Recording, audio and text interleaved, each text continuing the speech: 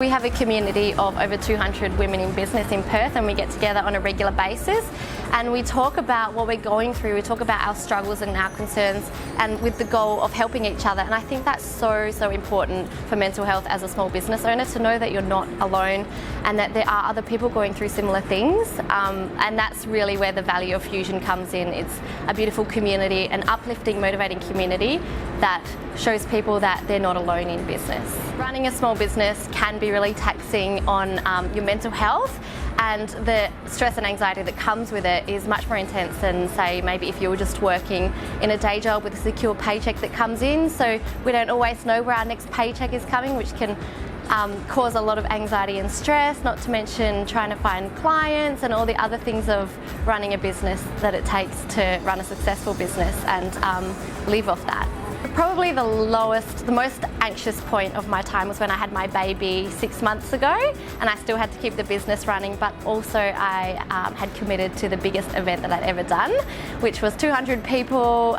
We had sponsors on board, and I think just all of the pressure of being a new mum, the crazy hormones going through my body, the pressures of making sure I got enough people to the event, covered costs, and it was all on me because I'm a sole trader, so it was all the stress and anxiety was on me.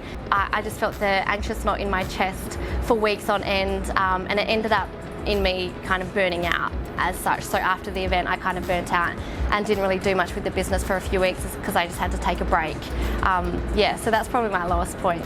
What I've learned from that experience is that you should take it easy when you have a baby, but also that, you know, as a business owner you have a lot of balls that you have up in the air that you have to juggle, and it's important to take time out for yourself and do the things that really fill your cup up. So for me that's meditating, and during that stressful time I just stopped meditating, which it should have been the number one thing that I did. Exercise for me is also a big one. I'd stopped exercising as well, so I think those two things combined with the stress and anxiety, that's what made me burn out. So if I had have kept on doing my meditation, my exercise, I might have been okay. My ideal brain day is getting out of the house, getting out of my head and chatting to someone about what I'm going through. And so that's why today I'm catching up with my beautiful ambassadors, the Fusion ambassadors. They're the ones that help me run the events, and they're the girls that I can go to when I'm having problems in business that I know I can completely trust, and they'll be there for me with advice and support and a glass of wine when needed. My best advice for a small business owner if you're struggling with stress and anxiety is to get out of the house and get around people that are going to lift you up. Everyone's different, so do things that you know lift you up. It might just be going outside for a walk in the grass with your shoes off. That might really help ground you again. So just doing whatever really lights you up and makes you feel better at the time.